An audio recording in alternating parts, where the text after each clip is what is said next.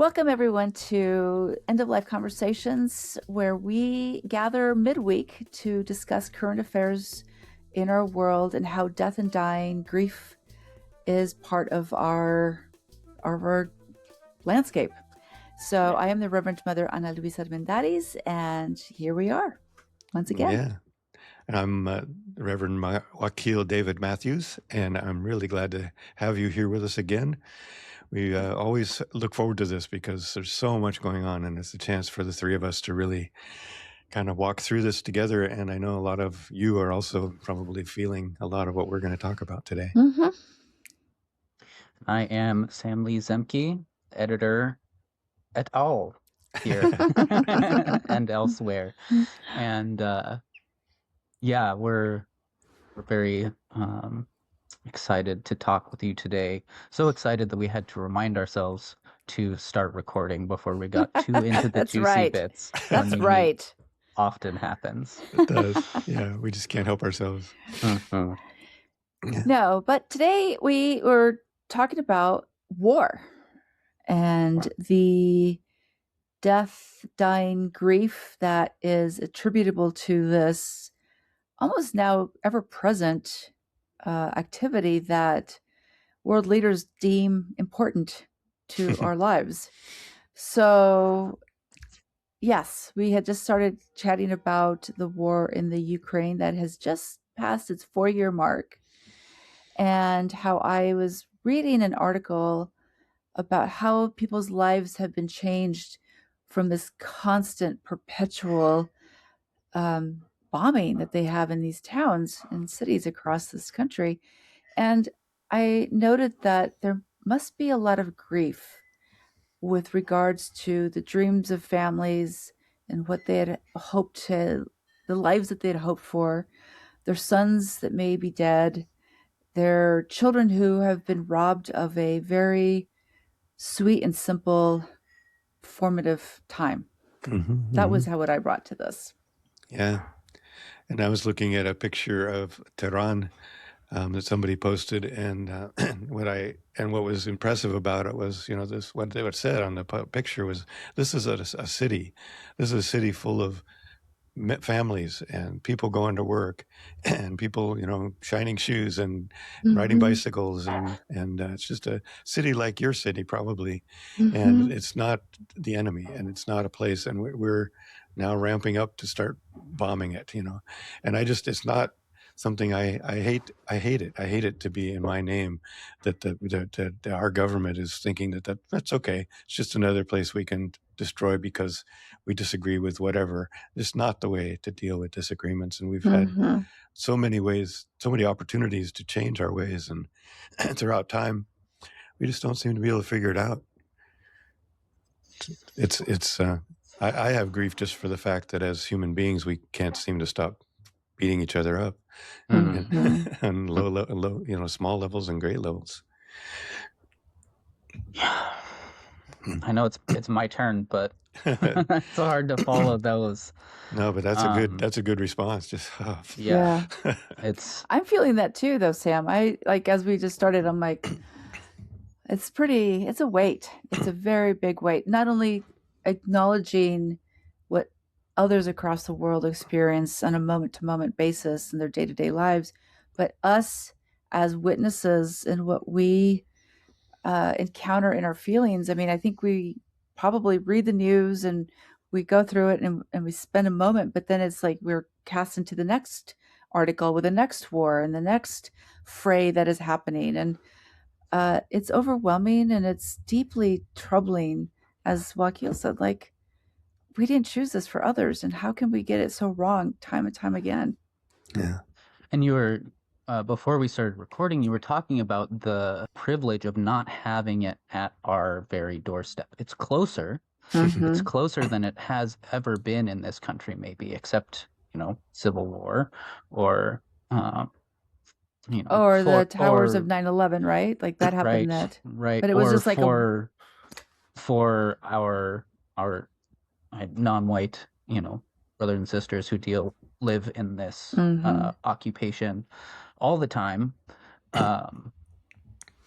But there's a back edge to that sword of not having it as close on your doorstep, and there's a lot of study and discussion that I've encountered around I guess I call it a trauma or the grief of living in the imperial core, of living and benefiting from the actions of empire and the terror of empire around the world, and being in the place that benefits of it and having such a limited impact on how that plays out, and not agreeing with it, and thinking about how atomized and divided and disempowered we in America have become. I'm gonna just come in because I'm the contrarian of this bunch. I for my own peace of mind, I want to also note, Sam. Yes. America connotes North America, Central, and South, and it really upsets me when I hear people consider the United States as American. So, just point of notice. Thank you for correcting me on that. I think that's something that's very worthwhile to be like reminding us in our consciousness as right. It happens in our continents. Yes, I hear it all the time. Yeah, you hear it all the time, centrism. And I get very tired of saying it to people because it's like death, dying, and white supremacy. They're sick of me, but I'm just like, it is a thing, and it is the United States. We do have that privilege to keep thinking of us as the only Americans. The only America, Estados Unidos. Yeah. Well, and I think that part of the grief, the inner grief for those of us who are living in empire, I love that perspective, is that we can now more than ever experience, vicariously what's going on around the world. I think maybe in the past, maybe when our grandparents were growing up, they didn't see it so in their faces. Like we had this episode a while back about tragedy in our pockets, right? Nowadays we can look at our phones, or we can look at the computer, or we can look on the news, and we can see the bodies, and we can see the horror and the children, and really, I think it's deeper. I don't know, maybe not. Maybe people felt it just as well because they were smart enough to know. But I think there's something about that that's just really, really ripping us apart inside that we maybe don't even recognize because we are so exposed to the horrors going around. And here we are sitting fat and happy, and nobody's bombing us. And even I've got a friend who's in Puerto Vallarta right now, and we just read about Puerto Vallarta being under siege and people having to stay home. Our poor white friends who are what would we call them? They're illegal immigrants. Illegal immigrants. Illegal immigrants in the expat community. Yeah, the expat illegal immigrant community, who are poor people. They're having to hide out because outdoors in their town right now, and all over Mexico right now, there's war going on with the cartels because they're pissed off that the government actually shot one of their leaders. And also they got shot because the U.S. is aiming to invade. It's a hard spot to be in. Exactly. Yeah. That's what motivated the government to say, oh, well, don't invade us because we're taking care of this. So they aren't. You can tell that they really aren't taking care of it. And there's a long, long history there of the cartels and the government trying to, for a while saying, oh, well, we just kind of live hand in hand, or, better than having a war. And now it's back to war. And probably, I think you could directly relate that to the United States bullying. Ripples of chaos. Yeah. Yes. Yeah. And I mean, we're very complicit in all of that. It's the U.S. government pushing. It's the U.S. Drug obsession. It's we really are. There is grief around watching this happen and recognizing that it is completely our fault, ours as a community of this country, and And where is where is the government for the people, by the people, right? Like, I feel so far away from this. The grief of being so powerless to say no more, not in my name. Yeah. Let's figure out this drug issue, like, for reals now, not Yeah. just, turn our blind eye or castigate all these folks, but take care of the needs that create this addiction. Yeah. Yeah. Yeah. There's an addiction. It almost feels like one of the biggest addictions in our world is addiction to fighting with each other. I remember at one point I was thinking, this has gone on for as long as there's been humans, pretty much. Even, in tribes fought with each other over land or over food or whatever. And I remember reading and thinking about, well, okay, is there a place at which that starts? And I think there's anthropological studies that, when you get more than this many people too close together. Oh, it's the mouse thing too, right? They eat each other. Yeah, they stay right. Yes. They start fighting with each other over food or whatever. Mm-hmm. So what that indicates to me is that we just haven't grown up. We're still in the teenage or younger. We're still in that kind of beginning phase of being human. That wouldn't it be lovely if we could actually graduate and become that next level of human that doesn't have to do that, that knows better, and it spends all of our time finding a way to do something different for others, and do it differently. And there's certainly people working on that, and there's certain people with that mindset. But as you said, we feel so powerless when the authorities are the empire are doing the opposite and are just so wrapped up in greed and fear and using fear to justify their greed. Right. It's the scarcity piece. Mm-hmm.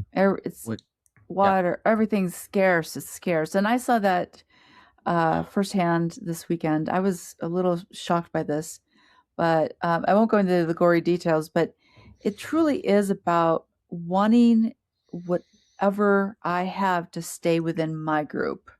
I don't want to share at all, even if it's another disenfranchised group. I don't want to share. Yeah. And I think you're right, Wakil. I think it is a very intrinsic human condition. It's like our genetic mess up.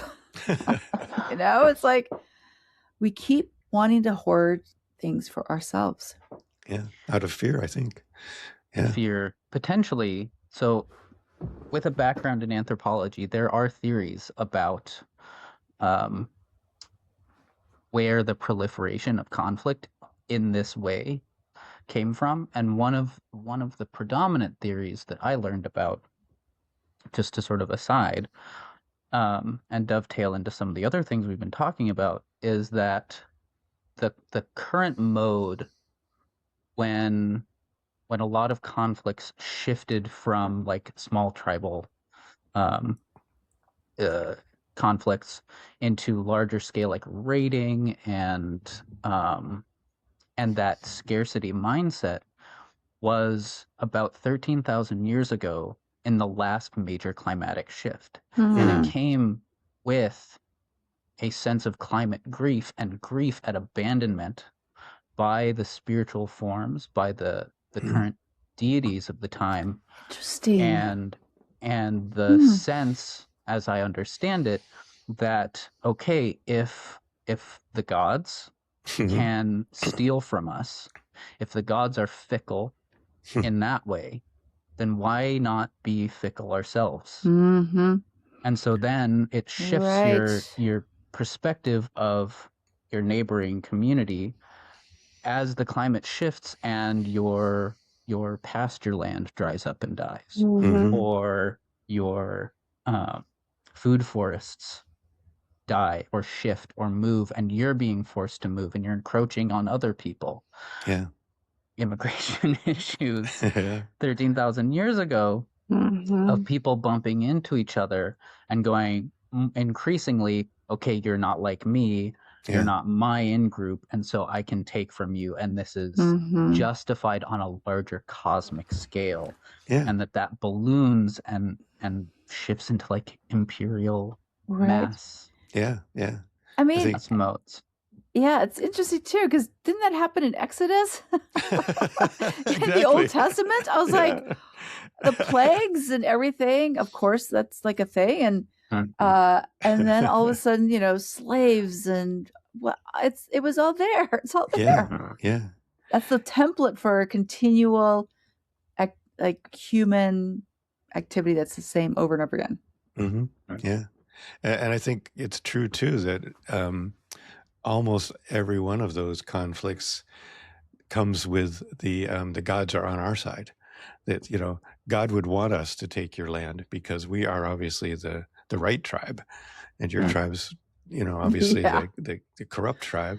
I mean, yeah, you're right. All the way back in Exodus in the Jewish Bible, there's Torah, many stories of one tribe over another, and the tribe next door is obviously the corrupt and or evil tribe, and our tribe is the one with the connection to the one God, and so therefore, let's knock down their walls. Mm-hmm, mm-hmm. Yeah, it's so true, and even we like to think that the indigenous people are immune to that or didn't do that too, but in the Northwest where I live, there was consistent and constant battles going on, and it wasn't so much over resources. This was a rich place. It was sort of it was like who's something to do. Well, no, who's the best? Who's the top warriors? And they would take slaves. They weren't chattel slaves like we had, and they were part of the community. They started at the lowest rung of the community and eventually worked their way up. In fact, Chief Seattle was the daughter of a slave, and so son of a slave, and so so it's like cultural. It's everywhere, and I do think it's often the case that it's based on this fear that you or your children won't have enough, right? And that somehow the only way to fix that is to justify yourself with your hoarding, your fighting. best, you're being the best, and everybody else not being worthy, and therefore they're the enemy. And that's the oldest story in the world for armies. That's how you create an army, is you tell them everybody else is evil. You create that sense of evil, and armies fall apart when they can't do that. And to contrast and take on the what did you call it, Ana Luisa? The contrarian, to keep us from becoming overly pessimistic. There is the other side, and maybe it's the growing out of the adolescence that humanity is experiencing, and maybe it's the growing interconnectedness. But there's a lot of evidence being found now that reality is quite counter to that narrative, that when stuff gets rough, we eat each other. And maybe it has to do with time frame, and if it's a sustained period of lack or scarcity. But you look at like Hurricane Katrina and all of these natural disasters, and the way that communities band together. I mean, the flooding in North Carolina last year, Minneapolis currently, is people when the stuff hits the fan, people often band together and share resources and show up in those ways. And there's a lot of us, I think, working really hard to stay in that place right now, even as the conflict and the stress ramps up. Yep. Wasn't there a Star Trek episode with Q? This is exactly what was going on. I think I remember that one. I think it's the first episode of Star Trek: The Next Generation, where humanity is put on trial for their... It's not the first episode, but he comes to, conflict. There's But that is very true. Like, when that starts happening, how does humanity support each other? I will say it's also really hard because this is a really great conversation, and I think about this so much. I spend Sundays making food and giving it away for unhoused populations. And every week, we have certain folks who show up time and time again. This weekend, I've been thinking about this interaction with this person because they came in and very much, and I understand like things get stolen a lot for these folks. So there's a lot of like, I need to hold on to what I get. Yeah. And so this person was like hollering a lot, making sure like their stuff was not touched by anybody. And, you know, I was like, okay. And then was very upset when, you know, we couldn't give them money for cigarettes. And it was like a very strange moment for me because we do show up for people. You know, we're trying to show up as on the Maslow level of need, right? Like food, shelter, you know, trying to get people health care or whatever. But humanity asks for more every single time. Like we beggar for more even though we have what we need. So I'm like, I mean, I can find times I've done the same thing, you know, like, can I just have one more of that cute swag that you just set out? Why? I don't know. Right. Like, but it is an intrinsic, it's a weird thing. It's a very weird thing. Yeah. I think it ties into that feeling, the pervasive feeling of scarcity. Yeah.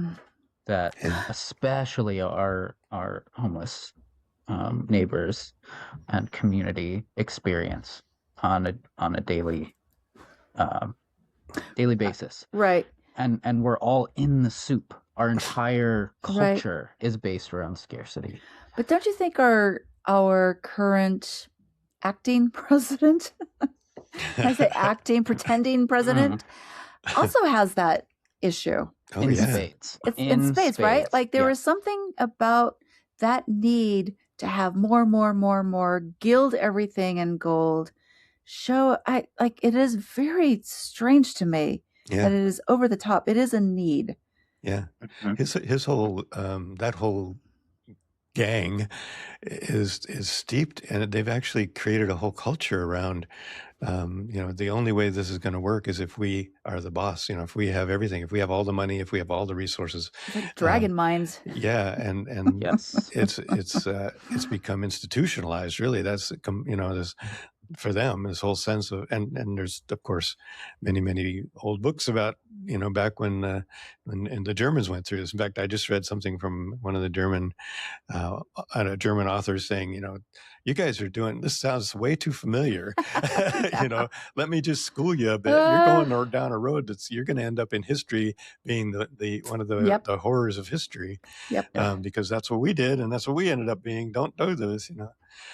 But yeah, I think, and I think that also what you guys are talking about, this sense that, you know, we look around and we feel this so deeply. And I mean, we look at the earth too. We talked, Sam, you had a quote you were talking about earlier about the way the earth, and in all these wars, you know, you look at the Ukraine, you look at even Puerto today, there's smoke filling the air, right?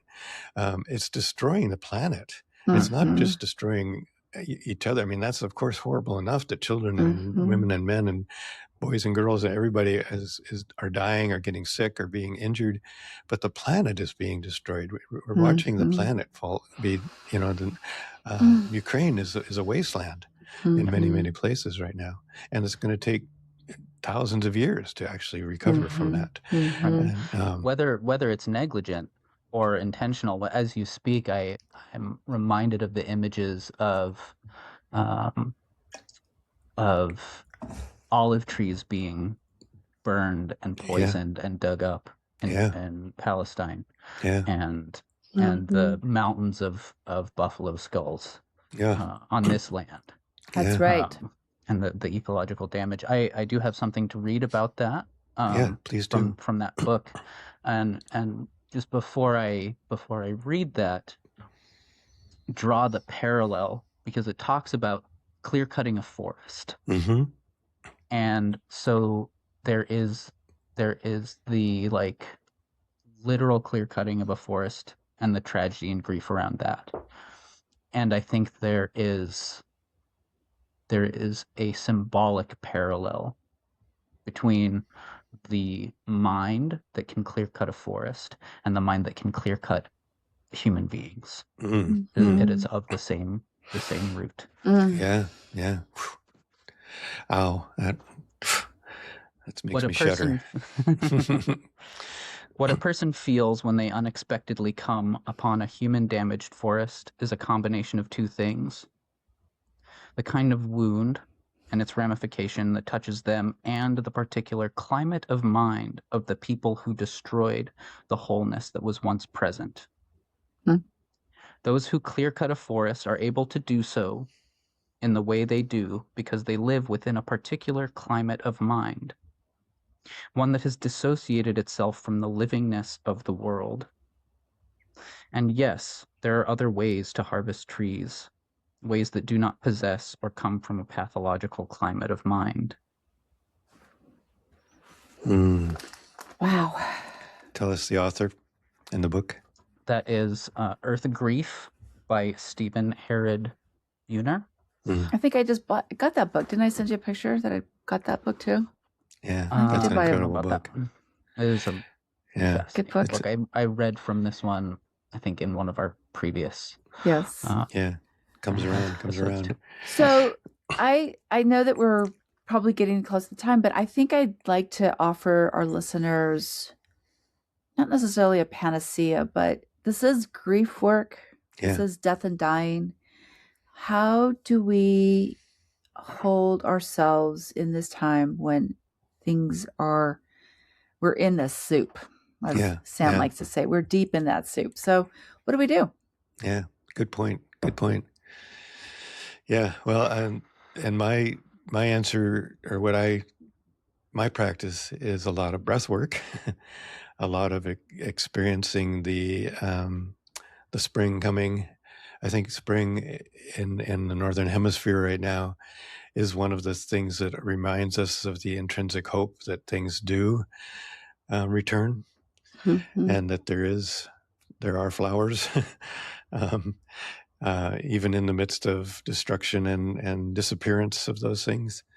And that's not to by any means diminish the suffering and the pain, or to by any means not feel that. I think the other thing is really a part of our responsibility is to hold that pain and to feel it, to really feel it and know it, because that's the only way we are going to grow up, is if we can actually feel it and know that we have to do something different. So holding that in balance with hope, and knowledge, like Sam was saying earlier, that there are a lot of people thinking about ways to do this differently, and we know ways to do this differently, and so we keep lifting that up in our own communities and doing whatever we can in our place, in our world, like Ana Luisa, feeding people, all the different things that we can do. Do what you can in your own world, breathe it through, let it go, and then don't ignore it either. So and community, gather your communities, because that's how we're going to get through this, and that's how we're going to come out the other end. That is a really great foundational piece for people who are trying to figure out how to get through this time. I think that I'm a little nuttier sometimes when I'm really desperate. I do breathe. I take long walks, and I reach out and make sure people are doing all right. And then I start daydreaming. And I'm still, picking around the quantum physics fringe world, and recognizing that we don't know so much about the human potential. I think we are aware that we have not grown up yet. We're still toddlers grabbing those toys and trying to hold it for ourselves. And I do practice like daydreaming, like active daydreaming, and seeing communities alight with love and joy and peace. It's not this like Nirvana, Shangri-La kind of like we're going to head this direction. It's like little by little, like, we've always talked about the mycelium connections between all of the rooted, kin and kith of the world. And I think that there is something to be said for this. Like, if we can keep just putting that vision forward of what we are looking towards. Yes. I think that is part of my personal work. And those become prayers, and those become conversations I have with the elements. And like, this is what I think would be beneficial for all of us. And So that's kind of that's my gift to listeners, if you're a little bit on the weird side. Well, and dream that with your communities too. Share that. That's what I was Thank you. going to say. Yeah, go ahead, Sam.